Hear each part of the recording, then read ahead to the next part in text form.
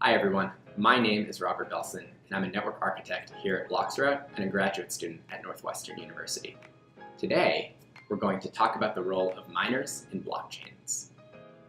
Quite simply, mining is the process of adding valid transactions to the blockchain.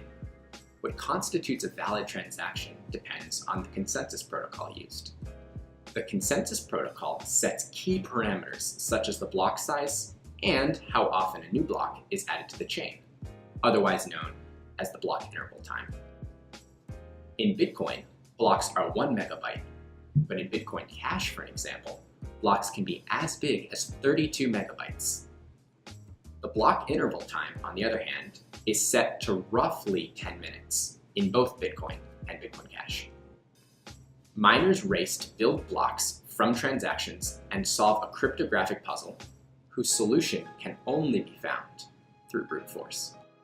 A cryptographic puzzle is not so much solving a math problem as it is a computer quickly making billions of guesses until it finds the answer. Each miner tries an arbitrary guess, checks if it solved the current puzzle, and if not, tries another guess until a solution is found. Miners try to make as many guesses as they can, as fast as they can, as they compete with one another in an attempt to be the first to mine a new block and get its reward. A miner's chance of winning this cryptographic puzzle grows with its computing power, otherwise known as the hash rate.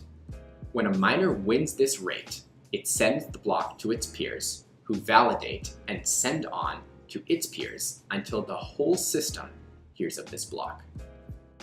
Once a miner hears of a block, it immediately begins mining the next block. Thus, hearing and sending blocks fast is an advantage and increases a miner's chance to win the block race.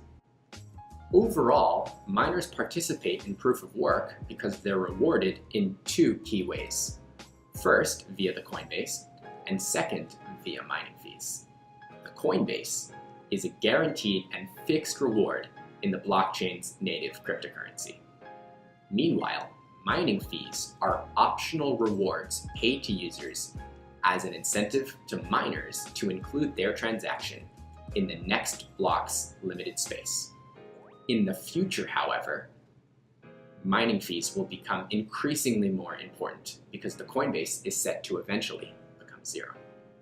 Thus, you could imagine a scenario where mining bigger blocks and having a shorter interval time would lead to users paying lower fees, but miners making more money as the quantity of fees is larger. However, as Brooke discussed in our last video, blockchains will hit a scalability bottleneck.